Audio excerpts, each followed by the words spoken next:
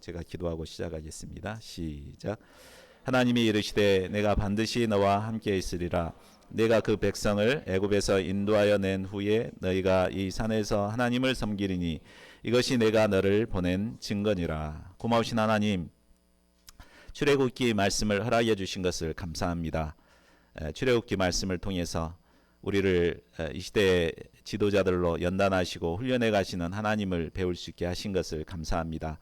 우리가 하나님께 쓰임받는 지도자가 되기 위해서 필요한 것이 무엇인가 오늘 말씀을 통해 배우기를 원합니다. 저희들에게 들을 길을 허락하여 주시고 우리를 하나님의 지도자로 부르시는 이 부르심을 깊이 영접하는 시간 되게 인도하여 주시옵소서. 감사하고 모든 말씀을 주 예수 그리스도의 이름으로 기도하였습니다. 아멘. 자, 리더의 자질에 대해 다양한 주장들이 있습니다. 남아프리카 공화국의 전 대통령인 넬슨 만델라 대통령은 용기는 두려움이 없는 것이 아니라 두려움을 이겨내는 것이다 이렇게 말하면서 리더에게 필요한 자질로 용기와 결단력을 강조했습니다. 자, 그런데 이 기준으로 본다면 오늘 본문에 나오는 모세는 리더의 자격이 전혀 없는 자입니다. 그는 두려움이 많고 자신감도 없는 소심한 자였습니다. 그러나 하나님께서는 이런 그를 섬세하게 도와주시고 노예 백성 이스라엘을 인도할 위대한 지도자로 세워주십니다. 이 하나님께서는 연약한 우리를 이 시대 생명 구원의 역사를 섬기는 지도자들로 세우시길 원하십니다.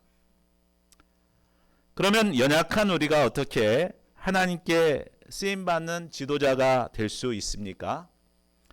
본문 말씀을 통해 이를 배우고 영적 출애굽 역사를 섬기는 주역들로 귀히 쓰임받는 저희 모두가 되기를 기도합니다. 파트 1, 모세를 불러 사명을 주신 하나님. 3장 1절에서 10절입니다. 바로 왕에게 쫓기던 모세는 미디안으로 도망쳐 가정을 이루고 살고 있었습니다. 애굽의 왕자 신분이었던 그는 하루아침에 도망자 신세가 돼 이제 처가살이를 하고 있었습니다.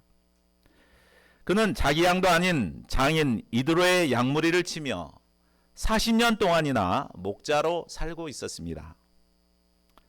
이런 삶을 통해 그는 겸손한 자가 되었고 목자로서의 내면성을 익혀 온유한 사람이 되었습니다. 자, 모세가 양무리를 치던 어느 날 양무리를 광야 서편으로 인도하여 하나님의 산 호렙에 이르게 되었습니다. 이때 여호와의 사자가 떨기나무 불꽃 가운데서 그에게 나타나셨습니다. 여기서 모세는 이 놀라운 광경을 보게 됩니다. 떨기나무에 불이 활활 타오르고 있는데 그 나무는 전혀 사그라지지 않았습니다. 3절을 보면 모세의 마음 가운데 큰 호기심이 생겼습니다. 내가 돌이켜 가서 이 큰 광경을 보리라. 지루한 일상을 살아가던 모세의 마음에 참으로 오랜만에 이 호기심과 의욕이 불처럼 일어났습니다. 자, 4절 5절을 보십시오. 모세가 떨기나무 불꽃 가운데로 다가서자 하나님께서 다급하게 모세를 막습니다. 모세야, 모세야. 모세는 깜짝 놀라 내가 여기 있나이다 대답합니다. 그러자 하나님께서 모세에게 말씀하십니다. 이리로 가까이 오지 말라. 내가 선 곳은 거룩한 땅이니 내 발에서 신을 벗으라. 자, 모세는 그동안 자신이 서 있는 땅을 저주받은 땅이라고 생각했을 것입니다. 하루아침에 왕자의 자리에서 쫓겨나 도망자 신세가 된 저주의 땅, 아무런 희망이 없는 절망의 땅이라고 생각했습니다. 그러나 그 땅은 하나님께서 그를 하나님의 종으로 훈련하시고 그를 사명인으로 부르시는 거룩한 땅이었습니다. 하나님께서는 모세에게 발에서 신을 벗으라고 하십니다. 발에서 신을 벗으라는 것은 무엇을 의미할까요? 고대 근동 지방에서 신을 벗는 것은 바로 자신의 권리를 포기하고 복종을 다짐하는 의미였습니다. 우리 룻기를 보면은 자기 권리를 포기할 때 신발을 벗어 던지는 것을 우리가 볼 수 있습니다. 또한 당시 종은 신발을 신지 않았습니다. 그러므로 신을 벗으라는 것은 자기 마음대로 살았던 삶에서 벗어나 이제 종으로 살기를 결단하라는 의미입니다. 또 신발을 벗으라는 것은 죄로 더럽혀진 삶을 회개하라는 의미도 있습니다. 하나님의 부르심을 받기 위해서는 먼저 하나님 앞에서 자신의 주권을 내려놓고 그동안 하나님 없이 살았던 죄악을 회개해야 합니다. 모세가 신을 벗었을 때 하나님은 자신을 아브라함의 하나님, 이삭의 하나님, 야곱의 하나님이라고 밝히십니다. 그리고 장차 하나님께서 모세를 통해 하실 일이 무엇인가를 말씀하십니다. 7절과 8절을 보십시오. 이 말씀은 우리가 출애굽기 서론에서 다루었기 때문에 자세히는 하지 않겠습니다. 자, 이 말씀을 통해서 보면 하나님께서 바로의 압제에서 고통받는 이스라엘을 어떻게 구원하실지 잘 나타나 있습니다. 자, 이 말씀에서 동사가 7개가 나오는데 여기서 보고 듣고 알고는 현재 완료형으로 쓰여 있습니다. 이는 하나님께서 이미 이스라엘의 고통을 보고 듣고 알고 계셨다는 것을 말해줍니다. 하나님께서는 애굽에 있는 하나님의 백성들의 고통을 보고 계셨습니다. 또 이스라엘 백성들이 하나님께 부르짖는 그 기도를 듣고 계셨습니다. 또한 그 근심이 얼마나 큰가를 잘 알고 계셨습니다. 이 하나님께서 이제 모세를 통해 구원의 역사를 이루고자 하십니다. 하나님께서 친히 내려오셔서 모세를 부르신 후에 이제 모세를 통해 그들을 건져내실 것입니다. 그리고 그들을 인도하여 젖과 꿀이 흐르는 약속의 땅으로 데려가고자 하십니다. 자, 하나님의 계획을 말씀하신 후 이제 본격적으로 하나님께서는 모세를 부르십니다. 우리 9절과 10절을 같이 읽어보겠습니다. 시작. 이제 가라. 이스라엘 자손의 부르짖음이 내게 달하고 애굽 사람이 그들을 괴롭히는 학대도 내가 보았으니 이제 내가 너를 바로에게 보내어 너에게 내 백성 이스라엘 자손을 애굽에서 인도하여 내게 하리라. 자, 40년 전 장성한 모세는 자기 스스로 고통받는 형제를 돕는 지도자가 되고자 했습니다. 이를 위해 바로 공주의 아들로서의 영광을 버리고 고통받는 하나님의 백성들과 함께하고자 기꺼이 자신을 희생했습니다. 그러나 그때는 열정은 있었지만 분명한 목표나 방향이 없었습니다. 그저 자기 생각에 이투하여 계획을 이루어 나가고자 했습니다. 그러나 그 계획은 철저히 실패할 수밖에 없었습니다. 하나님께서는 이런 그를 미디안 광야에서 40년 동안 나그네 훈련을 시키셨습니다. 이 훈련을 통해 모세는 자기가 철저히 깨지고 이제 겸손의 사람이 되었습니다. 그리고 때가 되자 하나님께서는 그를 하나님의 종으로 부르시고 그를 보내서 이스라엘 자손을 인도하여 내고자 하십니다. 자, 이것을 볼 때 구원의 역사는 내가 어떻게 해야 되겠다 이렇게 해서 이룰 수 있는 것이 아님을 알 수 있습니다. 구원의 역사는 오로지 하나님께서 친히 이루시는 역사입니다. 그래서 7절에서 10절까지를 보면은 모든 주어가 바로 내가 곧 하나님으로 되어 있습니다. 이는 하나님께서 친히 이루어 가시고 단지 세우신 우리는 다만 하나님께 쓰임받는 도구로서 부르신 것을 알 수 있습니다. 그러므로 우리가 구원의 역사를 이루기 위해서는 자기를 내려놔야 합니다. 그리고 겸손히 하나님의 주권을 영접해야 합니다. 거룩하신 하나님 앞에서 나의 더러운 신발을 벗고 하나님의 종이 되어서 하나님의 주신 명령에 순종해야 합니다.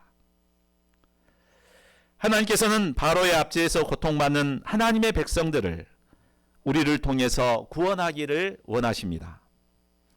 이를 위해 하나님께서는 우리를 하나님의 사람으로 훈련하고 계십니다. 그리고 하나님의 말씀을 통해 우리를 부르고 계십니다. 저희 모두가 자기 신발을 벗고 하나님이 주신 비전과 사명을 영접하여 하나님께 귀히 쓰임받는 지도자들이 될 수 있기를 기도합니다. 파트 2, 자신감을 잃은 모세를 도와주시는 하나님.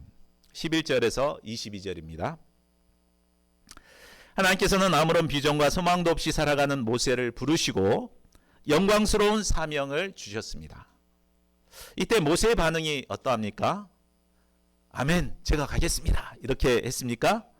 아닙니다. 11절을 보십시오.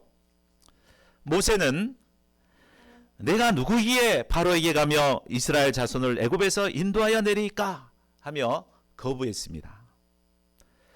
그는 연약한 자신의 모습을 보며 내가 뭐라고 주님의 사명을 감당하겠습니까? 이렇게 거부했습니다. 40년 전만 해도 그는 능히 자신이 이스라엘을 구원할 수 있다고 생각했습니다. 그때는 힘과 능력과 자신감이 넘쳤습니다. 그러나 지금은 힘도 없고 능력도 없고 말주변도 없고 자신도 없었습니다. 이런 자신이 그런 일을 감당한다는 것은 도저히 상상할 수가 없었습니다. 자, 이런 연약한 모세를 하나님께서는 어떻게 돕습니까? 우리 12절을 함께 읽겠습니다. 시작. 하나님이 이르시되 내가 반드시 너와 함께 있으리라. 내가 그 백성을 애굽에서 인도하여 낸 후에 너희가 이 산에서 하나님을 섬기리니 이것이 내가 너를 보낸 증거니라. 하나님께서는 자신의 연약함을 바라보고 자신 없어 하는 모세에게 말씀하셨습니다. 내가 반드시 너와 함께 있으리라. 생명 구원의 역사는 우리의 힘으로 감당할 수 없습니다. 하나님께서 함께하여서 친히 이루어 주셔야 가능합니다. 그런데도 우리는 모세처럼 자신의 연약함만을 바라보고 자신 없어 하기 쉽습니다. 그러나 우리는 연약하여 할 수 없지만 하나님께서 우리와 함께 하시면 능히 생명 구원의 역사를 이루어갈 수 있습니다. 하나님께서는 내가 반드시 너와 함께 있으리라고 약속하셨습니다. 천지 만물을 창조하신 하나님께서 나와 함께 하시는데 무엇이 더 필요하겠습니까? 모세는 연약한 자신을 바라보기보다 그와 함께 하시는 하나님을 바라보고 이스라엘 자손들을 인도해야 합니다. 하나님께서 함께 하실 때 모세는 연약함을 이겨내고 이스라엘 백성들을 애굽에서 인도해낼 수 있습니다. 그리고 구원받은 이스라엘 백성들은 모세가 하나님을 만난 이 산에서 하나님을 섬기게 될 것입니다. 하나님께서는 이것을 하나님께서 모세를 보낸 증거라고 말씀하십니다. 하나님께서는 하나님의 사명을 감당하는 자에게 하나님이 보내셨다는 증거를 보여주십니다. 어떤 증거를 보여주십니까? 바로 하나님께서 나와 함께 하신다는 증거를 보여주십니다. 하나님의 백성을 구원하는 증거를 보여주십니다. 또한 구원받은 자들이 하나님을 예배하고 섬기는 것을 보여주십니다. 우리가 다 같이 이렇게 하나님께 모여서 예배하는 것이 하나님께서 우리를 보내셨다는 증거입니다. 이런 증거들이 있기에 우리는 연약함 중에서도 힘써 하나님께서 주신 사명을 감당할 수 있습니다. 13절을 보십시오. 하나님께서 연약한 자신과 함께 하시고 증거를 주시겠다고 하자 모세에게 또 다른 의문이 생겼습니다. 그것은 하나님의 이름이 무엇인가 였습니다. 모세는 이스라엘 백성들을 핑계 삼아서 만일 자신이 이스라엘 자손에게 너희의 조상의 하나님이 나를 보내셨다 이렇게 말하면 그들은 그러면 그 하나님의 이름이 뭐냐라고 물어볼 텐데 그때 무엇이라고 말해야 할 것인가를 묻습니다. 자, 이름이란 존재하는 사물의 그 정체성을 우리가 이해하기 쉽도록 규정해 주는 것입니다. 하나님은 영이시기 때문에 육에 속한 우리는 이 하나님을 쉽게 이해하기가 어렵습니다. 우리가 이해할 수 있는 간단한 단어로 쉽게 설명해 준다면 얼마나 좋겠습니까? 사실 이 질문은 모세의 질문뿐만 아니라 우리 모두가 알고 싶어하는 질문이기도 합니다. 이에 하나님께서는 무엇이라고 말씀하십니까? 14절을 보십시오. 나는 스스로 있는 자니라. I am who I am. 그리고 계속해서 너는 이스라엘 자손에게 이같이 이르기를 스스로 있는 자가 나를 너희에게 보내셨다 하라 라고 말씀하십니다. 즉 하나님의 이름은 한마디로 스스로 있는 자라는 말입니다. 세상에 존재하는 모든 것은 누군가에 의해서 존재하고 있습니다. 이 강대상도 사람들이 이렇게 만들었기 때문에 존재하고 있고, 나도 하나님이 생명을 주셨기 때문에, 또 우리 부모님들이 만났기 때문에 내가 존재할 수 있었습니다. 눈에 보이는 모든 세계는 바로 하나님의 말씀으로 지어졌습니다. 그러나 하나님은 유일하게 스스로 존재하는 분이십니다. 이 말은 하나님께서는 모든 우주 만물을 창조하신 창조주가 되신다는 말씀입니다. 또한 시공을 초월하여 영원부터 영원까지 거하시는 영원하신 분이심을 말해줍니다. 자, 15절을 보십시오. 창조주가 되시고 영원하신 하나님께서 이스라엘 조상의 하나님이 되셨습니다. 하나님께서는 세상 만민 중에서 아브라함을 택하시고 그와 언약을 세우셨습니다. 그리고 아브라함의 대를 이어 이삭의 하나님, 야곱의 하나님이 되셨습니다. 하나님께서는 아브라함과 이삭과 야곱을 통해 하나님이 어떤 분이신가를 나타내 보여주셨습니다. 이를 통해 하나님의 이름이 아브라함의 하나님, 이삭의 하나님, 야곱의 하나님이 되었습니다. 이것은 영원한 하나님의 이름이 되었고 대대로 기억할 칭호가 되었습니다. 그래서 하나님께서는 자신을 나타낼 때마다 나는 아브라함의 하나님이요, 이삭의 하나님이요, 야곱의 하나님이다 라고 말씀하십니다.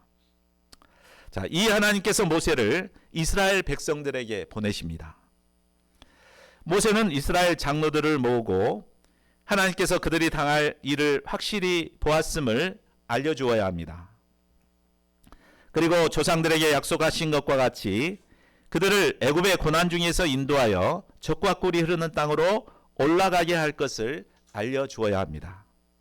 18절을 보십시오.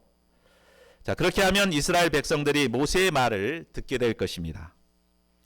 그러면 모세는 이스라엘 장로들과 함께 애굽 왕에게 가서 이스라엘 백성들이 사흘 길을 가서 하나님께 제사하도록 허락해 달라고 말해야 합니다. 그러면 애굽 왕은 강한 손으로 치기 전에는 허락하지 않을 것입니다. 그렇지만 하나님께서 강한 손으로 친 후에야 그들을 보내게 될 것입니다. 그런데 보낼 때 빈손으로 가게 하지 않고 이웃 사람들에게 은금 패물과 의복을 취하여 가게 될 것이라고 말씀합니다. 자, 이상을 통해서 우리는 자신의 연약함을 바라보고 자신감을 잃고 있는 모세를 섬세하게 도와주신 하나님을 배울 수 있었습니다. 하나님께서는 모세에게 하나님께서 반드시 그와 함께 하실 것이라는 믿음을 심어주었습니다. 그와 함께 하시는 하나님은 스스로 존재하시는 창조주 하나님이시오, 또 이스라엘 조상의 하나님이 되심을 가르쳐 주셨습니다. 또한 모세가 감당해야 할 사명도 구체적으로 자세히 알려주셨습니다. 모세는 연약한 자신을 바라보기보다 자신과 함께 하시는 이 하나님을 바라봐야 합니다. 이때 그는 자신의 연약함을 이기고 사명인의 삶을 살 수 있습니다. 연약한 자신을 바라보았던 모세처럼 우리 역시 자신의 연약함을 바라보고 절망에 빠질 때가 많습니다. 그러나 하나님께서는 우리가 연약한 자신을 바라보기보다 눈을 들어 우리와 함께 하시는 하나님을 바라보기를 원하십니다. 우리와 함께 하시는 전능하신 창조주 하나님을 바라볼 때 우리는 연약함을 이기고 힘써 맡겨주신 사명을 감당할 수 있습니다. 우리와 함께 하시는 하나님을 바라보고 의지함으로 연약함을 이기고 승리하는 저희 모두가 되기를 기도합니다. 파트 3, 사명에 필요한 모든 걸 모세에게 주신 하나님, 4장 말씀입니다. 하나님께서 연약한 모세를 도와주셨지만 모세는 아직도 자신이 없었습니다. 그 이유는 이스라엘 백성들에 대한 불신 때문이었습니다. 4장 1절을 보십시오. 모세는 하나님께 대답합니다. 그러나 그들이 나를 믿지 아니하며 내 말을 듣지 아니하고 이르기를 여호와께서 내게 나타나지 아니하셨다 할 것이라고 말합니다.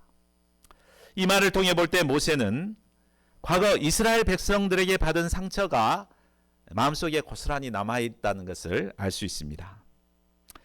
40년 전 그는 자신을 희생하여 히브리 노예 백성을 돕고자 했습니다. 그러나 그들은 어떻게 했습니까? 누가 너를 우리의 다스리는 자와 재판장으로 삼았냐 하며 그를 배척했습니다. 이로 인해 그의 선한 의지는 여지없이 땅에 짓밟혔고 그는 미디안 광야로 도망하며 정처 없이 나그네 삶을 살아야 했습니다. 그는 과거를 회상할 때마다 백성들로부터 배신당한 아픔과 또 실패로 인한 패배감으로 몸서리를 쳤습니다. 자, 우리가 하나님의 부르심을 영접하고 사명을 감당하고자 할 때 부딪히는 이 두 번째 문제는 모세처럼 양들에게 받은 상처로 인해 다시 도전하기 어렵다는 것입니다. 가서 이렇게 말해봤자 또다시 나에게 상처 줄 것 같아서 다시 가기가 싫습니다. 자, 이런 우리를 하나님께서는 어떻게 도와주십니까? 하나님께서는 불신하는 모세를 책망하지 않으시고 그에게 3가지 표적을 행할 능력을 주십니다. 첫째는 지팡이가 뱀으로 또 뱀이 지팡이로 변하는 표적입니다. 2절을 보십시오. 하나님은 모세에게 내 손에 있는 것이 무엇이냐고 물으셨습니다. 모세가 가진 지팡이는 양을 칠 때 사용했던 지팡이입니다. 그 지팡이로 양들을 인도하고 양들을 위험으로부터 보호했습니다. 또 이 지팡이는 피곤할 때 자기를 그 지팡이를 의지했던 그 지팡이였습니다. 이 지팡이에는 모세의 40년 동안의 목자의 삶이 아로 새겨져 있었습니다. 3절을 보십시오. 하나님께서는 그것을 땅에 던지라고 하십니다. 모세는 말씀에 순종하여 지팡이를 땅에 던졌습니다. 그러자 그것이 뱀이 되어 혀를 날름거리며 모세 앞으로 다가왔습니다. 모세는 본능적으로 뱀을 피했습니다. 하나님은 다시 모세에게 말씀하십니다. 내 손을 내밀어 그 꼬리를 잡으라. 모세는 이 말씀에 순종하여 믿음으로 잡았습니다. 그러자 다시 본래의 지팡이가 되었습니다.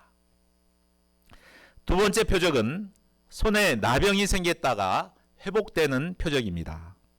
6절 7절을 보십시오. 하나님께서 모세에게 내 손을 품에 넣으라고 하셨습니다. 그랬더니 그 손이 나병이 걸려서 눈처럼 되어버렸습니다. 그리고 다시 그 손을 다시 품에 넣으라고 하십니다. 모세가 순종하여 나병에 걸린 손을 품에 넣자 그의 손이 본래의 살로 되돌아왔습니다. 세 번째 표적은 나일 강물이 피로 변하는 표적입니다. 이 표적은 앞에 두 표적을 보고도 믿지 않은 자들에게 보여줄 표적입니다. 이는 모세가 애굽에서 직접 행하게 될 표적이었습니다. 자, 하나님께서는 40년 전 이스라엘 백성들에게 겪었던 상처로 인해 참 힘들어하는 그에게 모세의 세 가지 표적을 행하는 능력을 주셨습니다. 그 능력을 이제 행한다면 백성들은 모세를 하나님의 종으로 인정하게 될 것입니다. 하나님께서는 사명을 감당할 자에게 빈손으로 그냥 보내지 않습니다. 사명을 감당할 능력도 함께 주시며 보내십니다. 예수님께서도 마가복음 16장 17, 18절에서 이렇게 말씀하셨습니다. 우리 같이 한번 읽어볼까요? 시작. 믿는 자들에게는 이런 표적이 따르리니 곧 그들이 내 이름으로 귀신을 쫓아내며 새 방언을 말하며 뱀을 집어올리며 무슨 독을 마실지라도 해를 받지 아니하며 병든 자에게 손을 얹은즉 나으리라 하시더라. 이런 능력을 우리에게 주셨습니다. 믿습니까? 하나님께서는 하나님의 사명을 감당하는 자들에게 이미 필요한 능력을 주셨습니다. 우리는 이미 나에게 그 능력이 있음을 믿고 우리에게 주신 표적을 행해야 합니다. 그런데 우리가 이 표적을 행할 때 요구되는 것이 있습니다. 그것은 우리의 내면에 일어나는 불신과 두려움을 물리치는 것입니다. 첫 번째 표적에서 하나님께서는 뱀의 꼬리를 잡으라고 하셨습니다. 그런데 뱀을 잡을 때 꼬리를 잡으면 위험합니다. 머리를 잡아야 합니다. 만일 꼬리를 잡게 되면 그냥 뱀은 고리를 확 돌려가지고 그 손을 물어버릴 것입니다.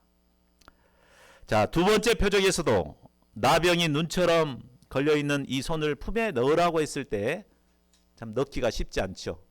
이 나병을 품에 넣으면 이 몸이 나병이 걸릴 수 있기 때문입니다. 그러나 모세가 이 내면에 일어나는 불신과 두려움을 물리치고 순종했기 때문에 이런 표적과 능력이 나타날 수 있었습니다. 그리고 표적과 능력이 나타났을 때 이제 백성들은 그를 지도자로 인정할 수 있게 됩니다. 자, 10절을 보십시오. 백성들이 믿지 않을 것을 도와주고 나자 이번에는 자신은 말을 잘 못하는 자라는 약점을 주장하며 거부합니다. 하나님께서는 이때도 참고 믿음을 심으십니다. 사람의 입을 지으신 하나님께서 그의 입에 할 말을 가르치시겠다고 약속하십니다. 그런데도 모세는 주여 보낼 만한 자를 보내소서 하고 계속 거부합니다. 14절을 보십시오.